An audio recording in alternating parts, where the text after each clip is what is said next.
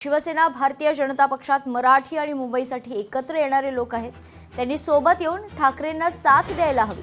त्यांनी साथ दिली तर नक्कीच ठाकरेंचा महापौर बसेल। यासाठी उद्धव ठाकरेंनीही प्रयत्न करावा। ठाकरेंच्या शिवसेनेचे कार्यकर्ते आणि मुंबईतील नागरिकांची ही प्रतिक्रिया आहे, पाहूयात। जसं क्रिकेटमध्ये शेवटच्या चेंडूपर्यंत काही होऊ शकतं, तसं राजकारण असं आहे, यात काही होऊ शकतं। आणि नक्कीच उद्धव साहेबांनी सांगितलं, देवाच्या मनात असेल तर काही होऊ शकतं। सगळ्यात वरचा देवच हा महत्त्वाचा आहे, कारण तोच सगळं हे करत असतो। त्यामुळे त्यांनी जे केलंय तोच रिव्हर्स चेंडू होऊ शकतो, यात शंका नाही। 25 का 30 वर्ष शिवसेनेचा महापौर होता, कारभार चांगला होता, सगळ्या गोष्टी एकदम व्यवस्थित चालल्या होत्या।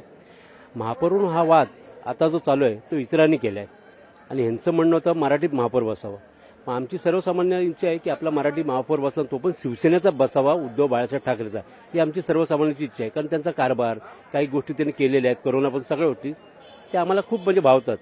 मराठी माणसाला ज्यावेळी असं वाटतो की ही महापालिका मराठी माणसाच्या ताब्यातच राहिली पाहिजे आणि त्या हिशोबाने उद्धव ठाकरे साहेबांना पण तेच वाटते की ही मुंबई जी आहे कॉर्पोरेशन ही मराठी माणसाची आहे, मराठी माणसासाठी तिथे राहायला पाहिजे आणि तिथे महापौरही असला आपलाच मराठीच बसला हवा अशी सगळ्यांची इच्छा आहे। आज बीजेपी सारखा पक्ष त्यांनी मेजॉरिटी आज जो मुंबईचा किंवा देशाचा जो पक्ष आहे त्याच्यावर मेजॉरिटी लोक हा इतर पक्षाचे आहेत।